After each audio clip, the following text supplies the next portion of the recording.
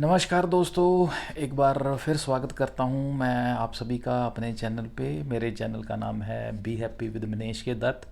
आज हम डिस्कस करेंगे चैप्टर 14 जिसका नाम है subconscious mind and marital problems. हमारा सबकॉन्शियस माइंड, अवचेतन मन और हमारी जो मैरिज लाइफ में दिक्कतें हैं उसके आपस में क्या रिलेशन है। ये चैप्टर जो है 14, ये book the power of your subconscious mind उसमें से लिया गया है, जो कि डॉक्टर जोसेफ मुर्फी द्वारा लिखी गई है।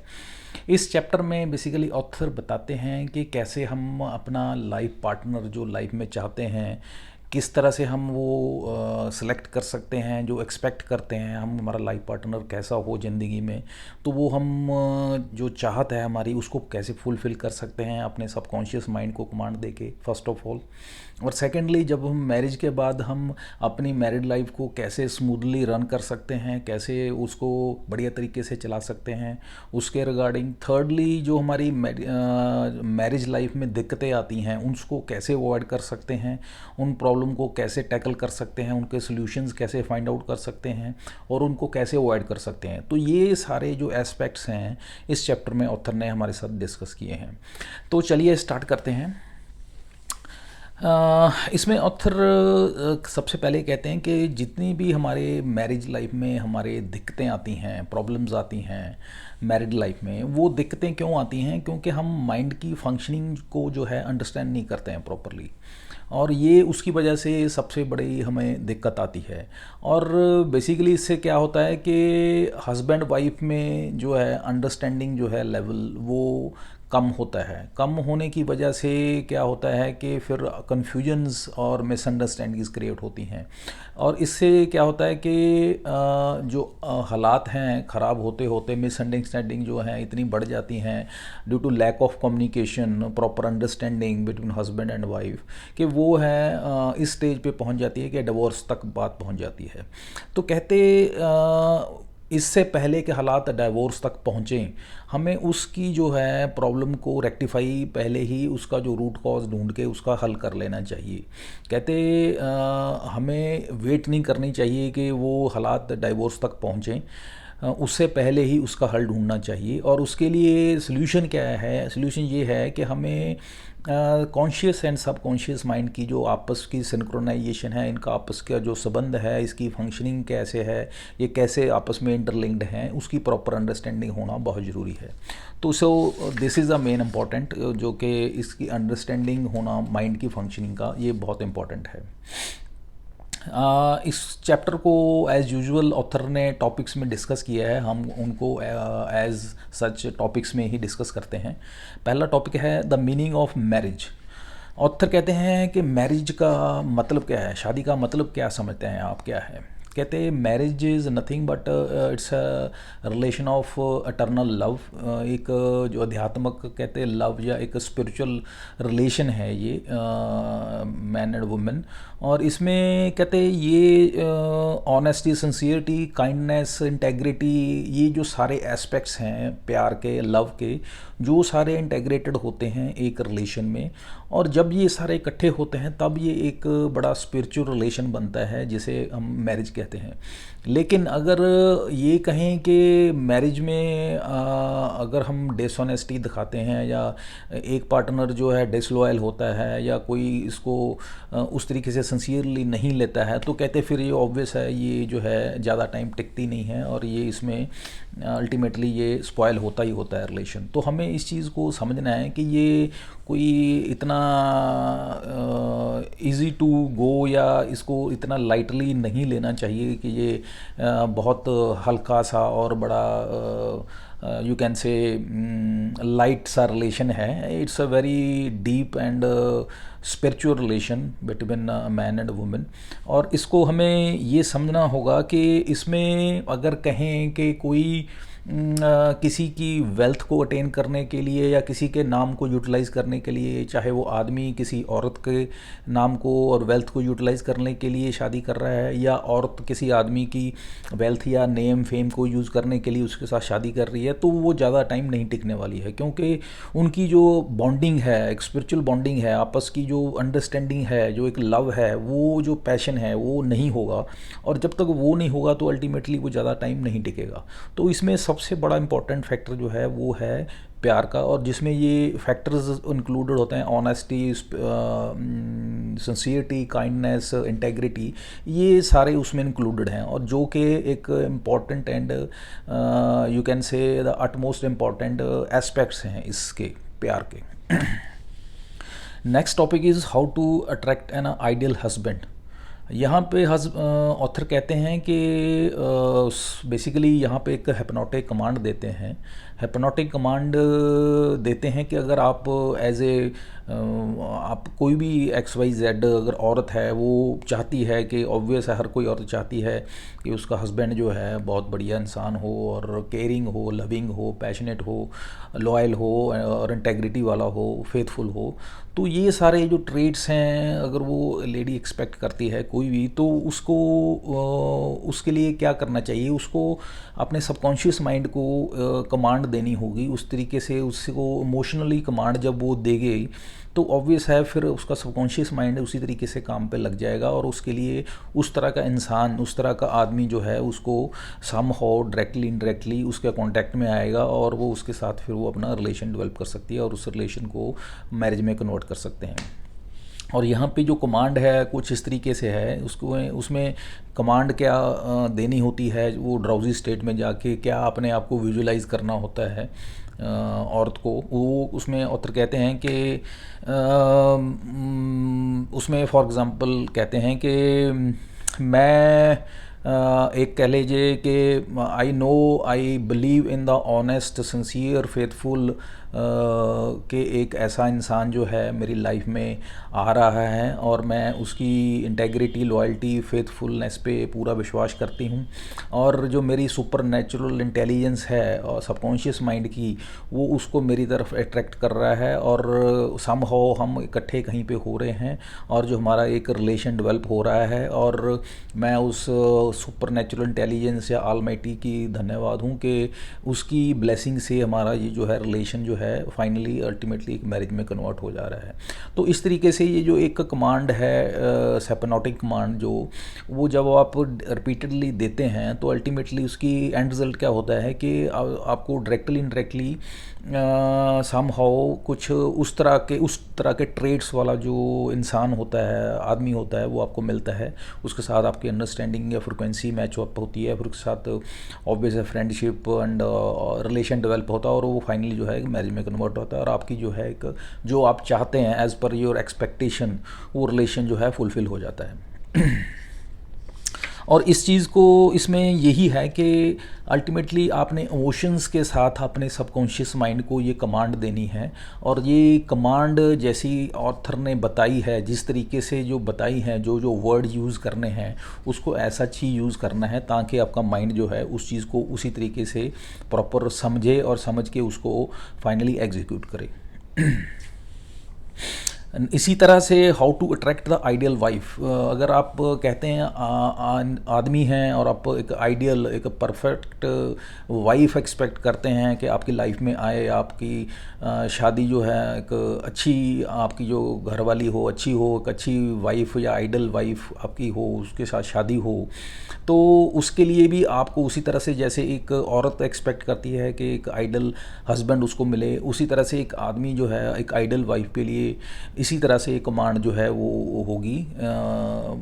उसी का जस्ट जैसे एक लेडी के लिए कमांड है, उसी तरह से एक आदमी के लिए कमांड है।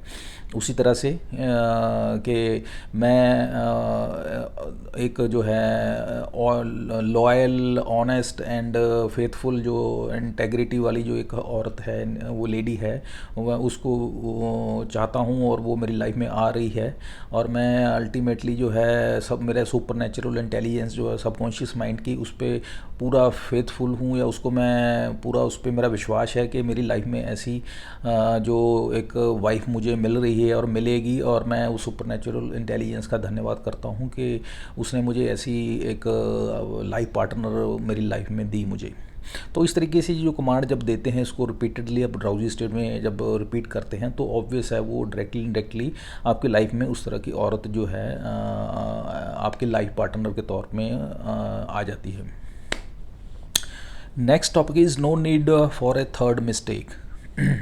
यहाँ पे ऑथर एक लेडी की एग्जांपल देते हैं जिनका नाम था शैला बी।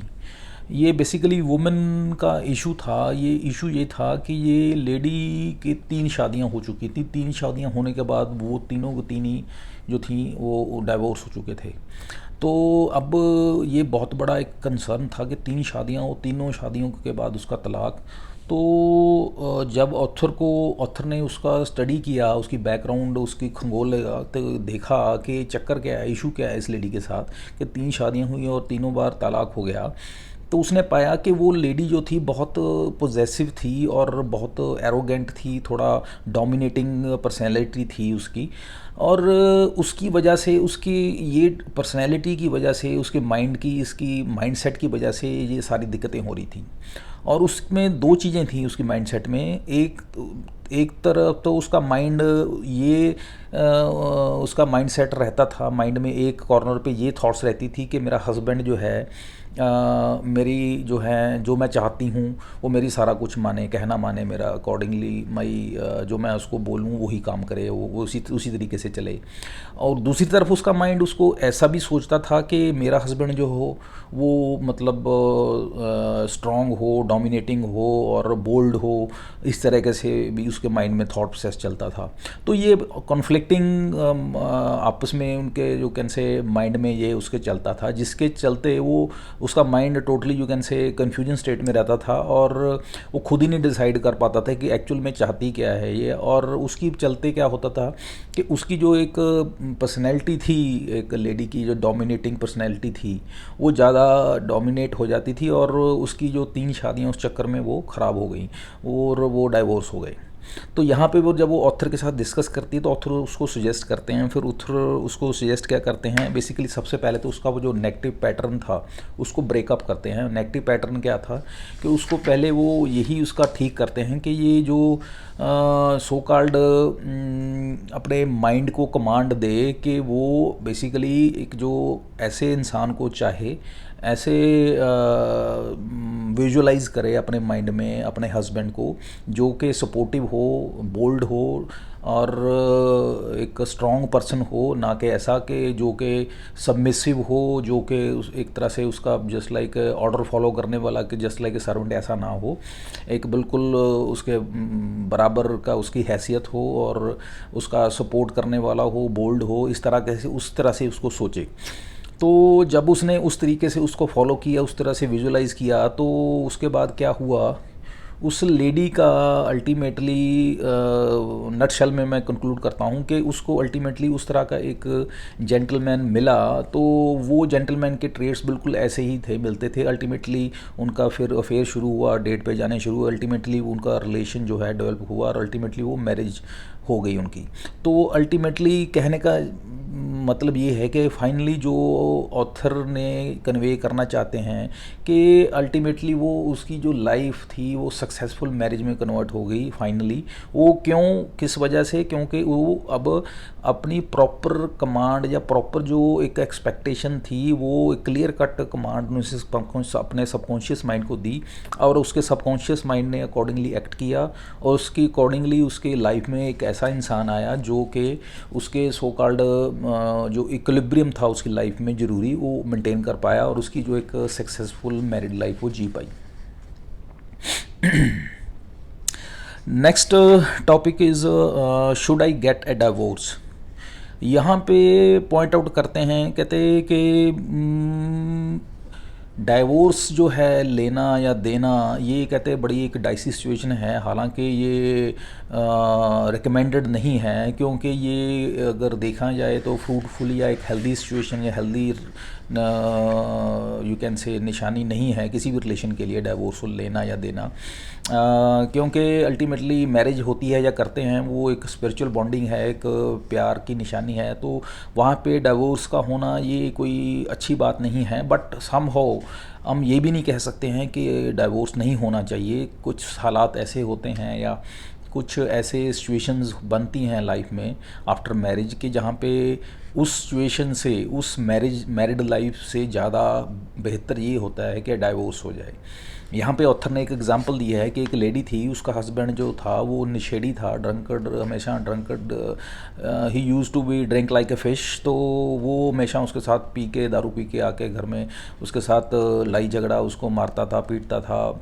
मतलब she was fed up of that guy, और उसे बहुत परेशान थी। बट उसके दिमाग में संस्कार भी उसके कुछ ऐसे थे कि वो उसको डाइवोर्स भी नहीं देना चाहती थी, क्योंकि उसके मेंटल जो एक पिक्चर थी उसमें, माइंड में, religious mind, what ever it is, संस्कार कुछ ऐसे थे कि वो संस्कार ये थे कि कभी भी किसी भी हालात में जो है डिवोर्स नहीं देना चाहिए, चाहे कैसा भी हो, अब घर वाला या समथिंग लाइक दैट।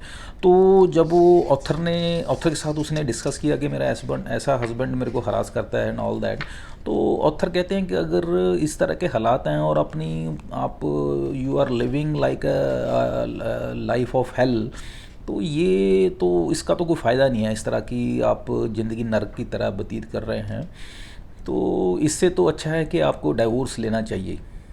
तो मैं कहते रिकमेंड नहीं करता हूँ कि इस तरह की लाइफ जीनी चाहिए, क्योंकि जहाँ पे आपकी कोई लाइफ की कीमत नहीं है, कदर नहीं करता और आपको मारता है, पीटता है, और आप इस तरह की भावना रखती हैं और उसको कोई वैल्यू नहीं है, तो इससे तो अच्छा है आपको इस रिलेशन से क्विट करना चाहिए। उसने सुजेस्ट किया, उसके बाद उसने काफ़ी सोचा, अल्टीमेटली उसने वो डाइवोर्स उसको दे दिया। बट यहाँ पे ऑथर फिर ये भी सजेस्ट करते हैं, कहते अगर आपको लगता है कि आपने रिलेशन को क्विट करना है या डिवोर्स लेना है या नहीं लेना है, अगर आप इस डाइसी सिचुएशन में हैं, आप कन्फ्यूजन स्टेट में हैं, तो इसका हल क्या है, तो इसकी इस स्टेट में आप क्या करें, क्या करना चाहिए। तो इसका कहते सोल्यूशन भी आप ही के पास है, किसी के पास जाने या किसी से पूछने की ज़रूरत नहीं है। कहते आप अपने सबकॉन्शियस माइंड को कमांड दीजिए, उससे आप इसका आंसर मांगिए कि क्या आपके लिए सही है, क्या बेहतर है। जब आपका कहते हैं सबकॉन्शियस माइंड को आप ये क्वेश्चन करेंगे या उससे आंसर मांगेंगे, तो आपका सबकॉन्शियस माइंड ही आपको गाइड करेगा कि क्या आपके लिए बेहतर है। सो ये आपकी सुपरनेचुरल पावर, ये सुपरनेचुरल इंटेलिजेंस है आपकी सबकॉन्शियस माइंड की, वो आपका जानती है कि आपके लिए बेहतर क्या है। इंस्टेड ऑफ कि आप किसी XYZ या बाहर से किसी से पता करें या किसी से पूछें, वो गलत भी हो सकता है। तो अपनी जो इंट्यूशन है, जो सिक्स सेंस है, जो आपकी सबकॉन्शियस माइंड की जो पावर है, उसको यूटिलाइज करिए। Next topic is drifting into divorce. यहाँ पे एक ऑथर कपल की बात करते हैं। कपल न्यूली मैरिड थे, 6-7 महीने ही हुए थे उनकी शादी को। उसके बाद हस्बैंड जो है वो ऑथर के पास आता है और उसको बोलता है कि कहता है मुझे डर है कि मेरी वाइफ जो है वो फेथफुल नहीं है मेरे साथ, और वो मुझे चीट कर रही है, डबल क्रॉस कर रही है एंड ऑल दैट। उसके बारे में बिल्कुल सारा जितना नेगेटिव बोल सकता है कोई भी इंसान किसी के बारे में, वो सारा नेगेटिव उसके बारे में बोलता है। तो ऑथर देखता है कि इसकी माइंडसेट जो है बहुत नेगेटिव है अपनी वाइफ के प्रति, और वो इतनी नेगेटिविटी होने के चलते ऑथर को लगता है कि अगर इसका माइंड जो इतना नेगेटिव है, तो ऑब्वियस है कि जो ये निशानी, जो मतलब डायरेक्शन जो है ये सही नहीं चल रही है। और उसने उसको समझाया कि अपनी की जो माइंड सेट है, जिस तरह से आप सोच रहे हैं, तो ये बढ़िया हेल्दी साइन नहीं है आपकी मैरिज लाइफ के लिए। ये आप प्रॉब्लम में जाने वाले हैं, आपका जो हालात जो हैं ख़राब होने वाले हैं, बी वेयर ऑफ इट। और हुआ भी वही कि कुछ टाइम के बाद क्या हुआ, उसकी वाइफ घर से चली गई और उसने उससे डाइवोर्स के लिए यू कैन से पेपर फाइल कर दिए कि मुझे डिवोर्स चाहिए। तो अब यहाँ पे नेक्स्ट ऑथर बताते हैं कि ये उसको यहाँ पे इंडिकेट करते हैं। ऑथर कहते हैं ये जो डिवोर्स का ये सारा एपिसोड बना, ये ऑथर ने ये जो सिचुएशन यहाँ पे क्रिएट हुई कि उस लेडी ने घर से जाने के बाद डिवोर्स मांगा उस जेंटलमैन से after 6-7 months of marriage only. तो यहाँ पे कहते हैं ये जो ऑल ऑफ ए सडन नहीं उसने ये डाइवोर्स मांगा, ये सारा कुछ पहले, ये जो डाइवोर्स है ये कहते हैं पहले हमारे माइंड में चलता है कोई भी होना होता है, कुछ भी हम प्रैक्टिकली करते हैं, वो सारी जो है पहले जो कहते हैं यू कैन से, कुछ भी हम एक्शन लेने से पहले वो सारा जो है हमारे माइंड में चलती है पिक्चर उसकी। तो ये जो यू कैन से डाइवोर्स था वो पहले मेंटल पिक्चर में चल रहा था। डाइवोर्स दोनों के ही, वो दोनों ही एक दूसरे के प्रति रिसेंटफुल थे, दोनों एक दूसरे को गाली गलौज करते थे, एक दूसरे के प्रति जो यू कैन से नेगेटिव सोचते थे। तो उसकी वजह से क्या है, उनकी जो फीलिंग्स थी एक दूसरे के प्रति बहुत नेगेटिव हो गई थी, और उसकी वजह से क्या हो रहा था कि वो अल्टीमेटली जो है लास्टली वो रिज़ल्ट इन क्या हुआ कि वो उस रिज़ल्ट जो कि अनएक्सपेक्टेड था, जो कि नहीं होना चाहिए था, उस रिज़ल्ट पे पहुँचे कि उन्होंने एक दूसरे को जो है डिवोर्स के लिए फाइल कर दिया। तो यहाँ पे फिर ऑथर को पता था कि इस चीज़ का हल क्या है। इस चीज़ का हल उनको पता था कि ये जब तक उनकी माइंडसेट को ठीक नहीं किया जाएगा तब तक ये इसका कोई सोल्यूशन नहीं है हो सकता। तो उन्होंने वही किया, उन दोनों को हस्बैंड वाइफ को बुलाया, बुला के उनकी काउंसलिंग की और उन दोनों को समझाया कि आप अपने जो माइंडसेट है उनको ठीक करिए, एक दूसरे के प्रति जो आपकी भावना, ये जो नेगेटिविटी है इसको दूर करिए, और उनको काउंसिल करके उनकी जो नेगेटिविटी वो दूर की, एक दूसरे के प्रति जो मिसअंडरस्टैंडिंग्स थी वो दूर करवाई, और एक दूसरे के प्रति पॉजिटिव सोचने के लिए उनको बोला, प्रेरित किया, उनको रिकमेंड किया, उनको कमांड्स दी। और जब वो किया उन्होंने, तब क्या हुआ अल्टीमेटली, वो उनकी जो थी वो मिसअंडरस्टैंडिंग्स दूर हो गई, और उन्होंने उसके बाद क्या नटशेल में कंक्लूड करें तो वो उनकी जो एक आगे जो उनकी लाइफ थी वो एक स्मूथ मैरिड लाइफ वो चली।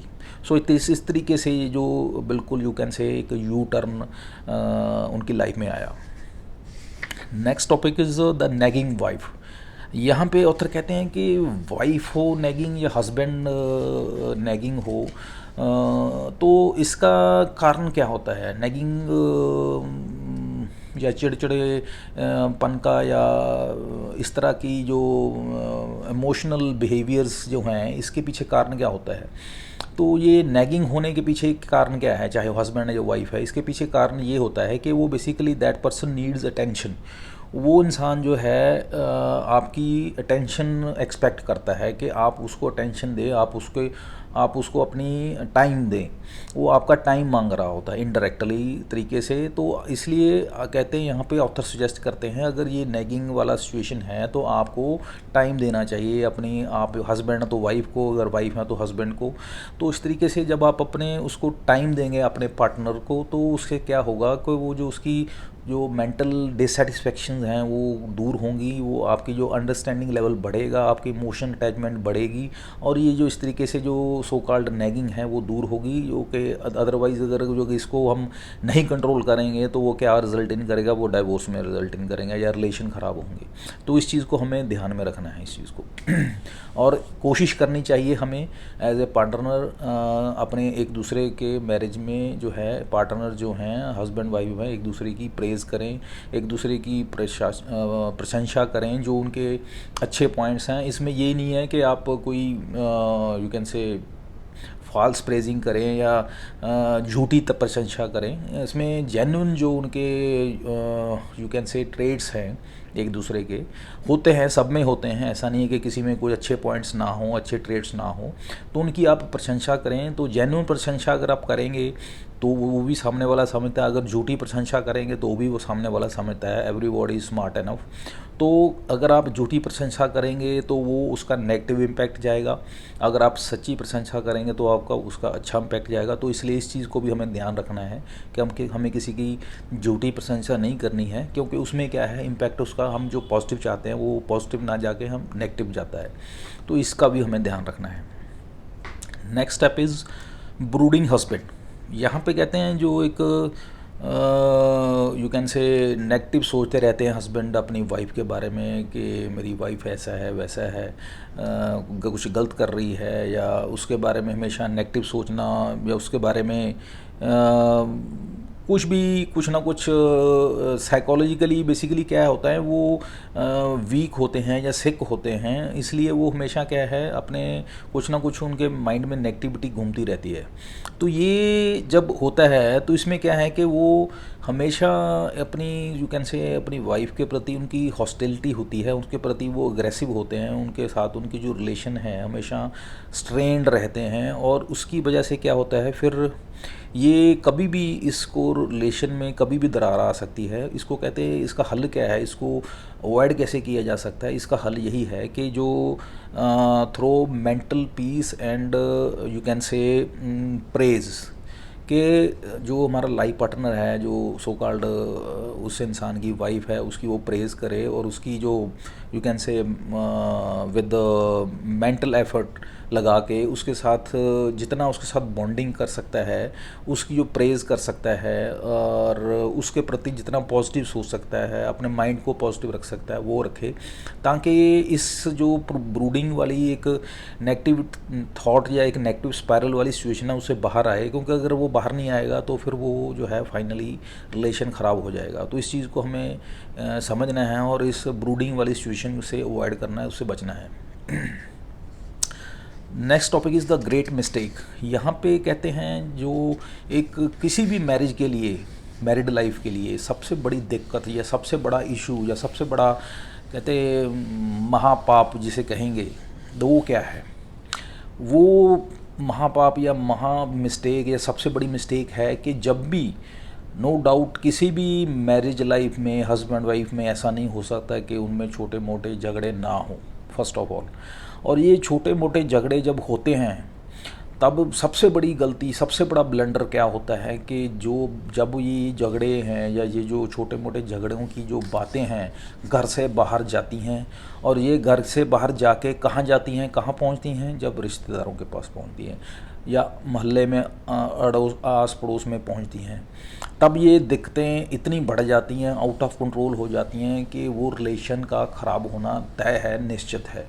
तो ये सबसे बड़ा ब्लंडर होता है, सबसे बड़ी मिस्टेक होती है। और ये इसमें ऑथर स्पेशली मेंशन करते हैं, स्पेशली यहाँ पे मेंशन करते हैं कि ये मिस्टेक लेडीज़ करती हैं मैक्सिमम। और वो क्या करती हैं, अपने रिलेटिव्स को अपने हस्बैंड के बारे में गलत बोलती हैं, गलत उसके बारे में कहती हैं मुझे ऐसा करता है, वैसा करता है, वट एवर इट इज़। जबकि ऑथर यहाँ पे साफ तौर पे कंडेम करते हैं, कहते हैं ये जो है this is a totally nonsense thing, जबकि ये बिल्कुल नहीं होनी चाहिए। नो डाउट हर घर में ये सब कुछ होता है, लेकिन इस वजह से होता क्या है, जब ये औरत जो है ये बातें जो घर की लड़ाई झगड़े की जो हैं, जो कि आपस में निपटाई जानी चाहिए, निपट सकती हैं, उनको वहाँ पे ना करते हुए जब वे अपने रिश्तेदारों में करती हैं, अपने जाके ससुराल में करती हैं, मायके में करती हैं सॉरी, तो उसका क्या असर होता है? उसमें क्या होता है कि सबसे बड़ा ये होता है नुकसान कि वो जो उसके रिलेटिव्स होते हैं वो बायस्ड होके, पक्षपात करके उसकी बात को सही मान के रिएक्ट करते हैं। रिएक्ट करके क्या करते हैं, वो लड़के को या उसके हस्बैंड को झूठा मानते हैं, या उस पर यू कैन से रिएक्ट करते हैं, या उसको गलत समझ के उस पर यू कैन से सारा उसको गलतियों का उसके इल्ज़ाम लगाते हैं। तो ये सारी जो है सारा जो इससे क्या होता है, रिलेशन स्पॉइल अप होता है। तो ये गलती कभी भी नहीं करनी चाहिए। इसमें करना क्या चाहिए कि इसमें करना ये चाहिए, पहले तो फर्स्ट ऑफ ऑल ये आपस में निपटाना चाहिए। अगर कैसे ऐसे इश्यूज़ हैं, अगर इश्यूज़ ऐसे लगते हैं कि नहीं निपट रहे हैं, तो instead of going to the neighbours और रिलेटिव्स, तो कहते हैं आपको जो काउंसलर्स हैं उनकी राय लेनी चाहिए। जो इंडिपेंडेंट काउंसलर्स हैं, इस फील्ड के काउंसलर हैं, जो कि मैरिज काउंसलर्स हैं, उनकी राय लेनी चाहिए। वो आपकी इंडिपेंडेंट आपको राय दे के आपका मसला हल कर सकते हैं, बिना किसी यू कैन से बिना इस बात को किसी को बताए, बिना किसी आपके इस को इंटरफेरेंस के, किसी आपके रिलेटिव के। तो ये इसमें सबसे बड़ा बताया है कि ये सबसे बड़ा ब्लंडर होता है जो कि मैक्सिमम मैरिजेस के स्पॉइल होने का कारण बनता है। Next topic is don't try to remake your partner. यहाँ पे ऑथर कहते हैं कि हमें कभी भी अपने पार्टनर को, नटशेल में कहते हैं अपने पार्टनर को कभी भी फोर्सफुली चेंज करने की कोशिश नहीं करनी चाहिए। फोर्सफुली चेंज करने का मतलब ये है कि वो आप जो चाहते हैं, जैसा आप चाहते हैं कि मेरा पार्टनर जो मैं चाहता हूँ वैसा करे, मैं जैसा चाहता हूँ वो वैसा चेंज कर ले अपने आप को, वैसा मोल्ड कर ले अपने आप को, नो। कहते आप ऐसा फोर्सफुली मत करिए। ये फोर्सफुली अगर करने की कोशिश करेंगे तो आपका जो रिलेशन है वो ख़त्म होगा। वो आप उसको कहते हैं स्ट्रेंगल कर रहे हैं, अपने उस रिलेशन का गला घोट रहे हैं। ये आप इस चीज़ को बड़े क्लियर कट सिंपल लैंग्वेज में इस चीज़ को समझ लीजिए। तो इसका सोल्यूशन क्या है, इस चीज़ को हल क्या है? इसका हल ये है कि आपको somehow at any level you have to adjust। इसका एक ही सोल्यूशन है कि आपको एडजस्ट करना होगा, और यही इसका सोल्यूशन है। और एडजस्टमेंट ही कहते ज़िंदगी का नाम है और किसी भी रिलेशन का नाम है। और जितना आप एडजस्ट ज़्यादा कर सकते हैं उतना ही किसी भी रिलेशन को आप ज़्यादा लंबे समय तक चला सकते हैं। तो इसमें एडवाइजेबल यही है ऑथर की तरफ से, या एक जर्नल जो एक यू कैन से एडवाइस है, एक यूनिवर्सल एडवाइस है कि आप मैक्सिमम एडजस्ट करिए एक दूसरे के साथ, पार्टनर के साथ। उनकी अंडरस्टैंड करिए, उनके ट्रेड्स को, उनकी भावनाओं को, उनकी प्रेज़ करिए, उनकी जो ट्रेड्स हैं उनको, और उनकी सराहना करते हुए, उनको प्रेज़ करते हुए उनको एडजस्ट करने की कोशिश करिए, अपने आप को एडजस्ट करने की कोशिश करिए। और इस तरीके से सिंक्रोनाइज करके एक दूसरे के साथ अपना जो है लाइफ को व्यतीत करने की कोशिश करिए। तो ये बहुत इम्पॉर्टेंट है इसमें कि फोर्सफुली किसी को अपने हिसाब से चेंज करने की कोशिश मत करिए। Next topic is pray together and stay together through step in prayer. ये क्या मतलब है कि stay together, pray together?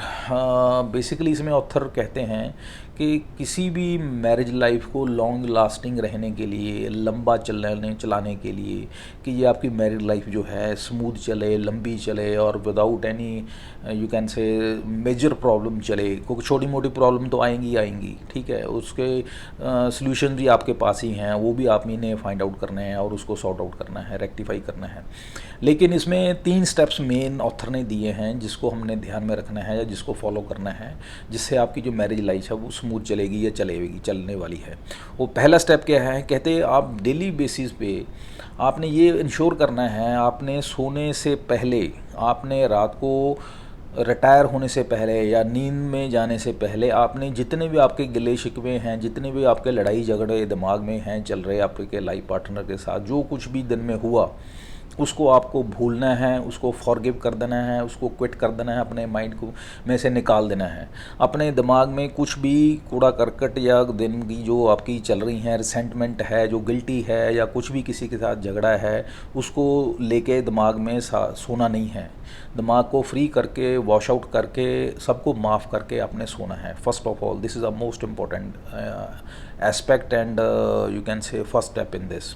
Second step इसमें क्या है कि आप जब खाना खाने बैठें, सुबह ब्रेकफास्ट करें, लंच करें या डिनर करें, तब आप सब इकट्ठा बैठ के करें, और उसमें इकट्ठे बैठ के आप गॉड को प्रे करें, उसका धन्यवाद करें, अपनी वाइफ का धन्यवाद करें कि उन्होंने आपको बढ़िया खाना सर्व किया। और उसमें आप एक दूसरे की यू कैन से प्रेज़ करें, किसी को क्रिटिसाइज़ ना करें, और एक दूसरे की जो स्किल्स हैं, जो उनके ट्रेड्स हैं, उनकी आप उनको शाबाशी दीजिए, उनको बूस्ट अप करिए, ठीक है। तो इसमें इंस्टेड ऑफ आप nagging, instead of criticising, point out करने की बजाय एक दूसरे की आप सपोर्ट करिए, एक दूसरे की जो प्रॉब्लम्स हैं उनको अंडरस्टैंड करने की कोशिश करिए। थर्ड पॉइंट जो है इसमें कहते हैं आप हस्बैंड वाइफ दोनों इकट्ठे बैठ के प्रे करें गॉड से, क्योंकि ये एक स्पिरिचुअल रिलेशन है, प्यार का एक रिलेशन है, एक डिवाइन रिलेशन है। कहते हैं आप परमात्मा को जो है आप इकट्ठे बैठ के हस्बैंड वाइफ प्रे करें एक दूसरे की हेल्थ के लिए, एक दूसरे की लंबी लाइफ के लिए, एक दूसरे की वेलबींग के लिए। तो इससे क्या है कि आपस में जो रिलेशन है, एक दूसरे के पास, एक दूसरे के प्रति बॉन्डिंग है वो बढ़ती है, एक दूसरे के प्रति प्रेम बढ़ता है। और इससे क्या होगा, रिजल्ट इन क्या होगा कि आपका जो है जो रिलेशन है वो स्ट्रॉन्ग होगा, बढ़िया होगा, आपकी जो मैरिड लाइफ है वो स्मूथ चलेगी। तो ये एक बहुत अच्छा इसमें 3 स्टेप फार्मूला है जो ऑथर ने हमें लास्टली इस चैप्टर में बताया है। लास्टली इस चैप्टर को समराइज़ किया है ऑथर ने कुछ समराइज बुलेट्स पॉइंट्स में, वो इस तरह से हैं। कहते जो हमारी इग्नोरेंस है स्पिरिचुअल और मेंटल लॉज की, उसकी वजह से जो है हमारी जो मैरिज लाइफ में दिक्कतें आती हैं, डिवोर्स तक हमारी जो पहुंच जाती हैं सिचुएशन। और जो डिवोर्स को हालात इतने ख़राब हों कि डिवोर्स तक सिचुएशन पहुंचे, उससे पहले ही हमें उसको रेक्टिफाई करना चाहिए। हालात हमें डिवोर्स तक ख़राब होने नहीं देने चाहिए, उससे पहले ही हालातों को संभालना चाहिए। और संभालने का मतलब क्या है कि उन जो मिसअंडरस्टैंडिंग्स हैं, जो आपस के इश्यूज़ हैं, उनको बैठ के सॉर्ट आउट करना चाहिए। और उनमें किसी भी तीसरे बाहर वाले इंसान का, चाहे वो रिलेटिव है, चाहे कोई पड़ोसी है, उसको इंटरफियर या उसकी यू कैन से एडवाइस नहीं लेनी चाहिए। अगर लेनी पड़ती है तो आप किसी काउंसलर की एडवाइस लीजिए, जो प्रोफेशनल काउंसलर है उसकी एडवाइस लीजिए, ताकि वो आपकी प्रॉपर हेल्प कर सके। और वो उसका फ़ायदा ये होगा कि वो अनबाइज्ड होगा, वो बाइज्ड ओपिनियन नहीं देगा, जो कि बहुत इम्पॉर्टेंट है इस रिलेशन को बचाने के लिए। और मैरिज जो है, कहते एक वही जैसे पहले बताया कि ये एक एटर्नल और स्पिरिचुअल बॉन्डिंग है, एक प्यार का रिलेशन है, एक इसको एक डिवाइन रिलेशन है, उसको उस हिसाब से अंडरस्टैंड करना चाहिए, इसकी रिस्पेक्ट करनी चाहिए। इसको एक लाइटर उसमें नहीं लेना चाहिए कि ये बच्चों का खेल नहीं है, इसको तरीके से मजाक नहीं इसका बना के रखना चाहिए। और लेकिन मैरिज का मतलब ये भी नहीं है कि आप इसको बिल्कुल, अगर इसमें आपको बहुत दिक्कतें आ रही हैं, आपको मतलब आपको लिटरली लाइफ थ्रेटनिंग सिचुएशन हुई है, लेकिन फिर भी आप मैरिज को बचा के बैठे हुए हैं कि नहीं, मेरे को तो ये है कि मैरिज मेरे लिए, तो इसको मैं डिवोर्स तो सोच ही नहीं सकती, तो ऐसा भी नहीं है। आपके लिए लाइफ आपके लिए पहले है, और आपको अगर लगता है कि मैरिज आपके लिए एक बर्डन बन गई है या आपकी लाइफ थ्रेटनिंग सिचुएशंस हो रही हैं, तो आपको ऑब्वियस है फिर उसके बारे में उस हिसाब से प्लान करना पड़ेगा। और इसके बारे में अगर आप कन्फ्यूजन हमें हैं, आपको नहीं डिसाइड कर पा रहे हैं कि क्या करना है, तो आप कहते हैं super natural intelligence of subconscious mind, उससे आप गाइडेंस लीजिए, वो आपको गाइड करेगा, वो आपका बेहतरी जानता है कि आपकी बेहतरी किस चीज़ में है। कहते हैं अगर आप सही आप हस्बैंड चाहते हैं आपके लाइफ में आए, या आप सही या बढ़िया जो आपके परफेक्ट आइडल जो वाइफ एक्सपेक्ट करते हैं, उसके लिए कमांड ऑथर ने डिस्कस की है कि किस तरह से आप कमांड देनी है अपने सबकॉन्शियस को, और सबकॉन्शियस अकॉर्डिंगली आपको रिएक्ट करके आपको आप उस तरह के पार्टनर जो एक्सपेक्ट करते हैं आपको मिलाएगा, उसके साथ आपकी जो है फाइनली जो है वो रिलेशन जो है एंड अप होगा आपके मैरिज में। और इसमें और कहते हैं कि आपको कभी भी जो सबकॉन्शियस माइंड की जो वर्किंग है उसकी पावर्स को शक नहीं करना चाहिए। ये रिज़ल्ट्स जो हैं ये देने ही देने हैं इसने। वो उसमें हो सकता है कि हमारे फेथ पे या इमोशंस पे डिपेंड करता है कि वो कितने स्ट्रॉन्ग हैं या वो कम हैं। वो ऑब्वियस है उसके हिसाब से जो है लेट होंगे या जल्दी आएंगे, वो हमारे पे डिपेंड करता है।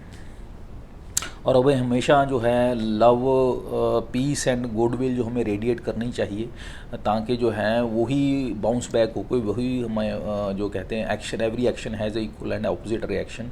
तो उसी हिसाब से ये हमें वापस उसी हिसाब से हमें जो है प्रेम प्यार जो है ये हमें वापस मिलेगा। और जो पार्टनर अगर एक दूसरे को प्यार नहीं करते हैं, तो इसका मतलब है, या वो पार्टनर नैगिंग है, इसका मतलब है वो टेंशन आपकी चाहता है, आप उसको टेंशन दीजिए, उसको पूरा टाइम दीजिए, उसके साथ बैठिए, उसके से अंडरस्टैंड करिए, उसको प्रेज़ करिए, ताकि वो जो है इस तरह की जो उसकी रिएक्शन वो कर रहा है वो बंद हो जाए और वो सेटिस्फाइड हो जाए।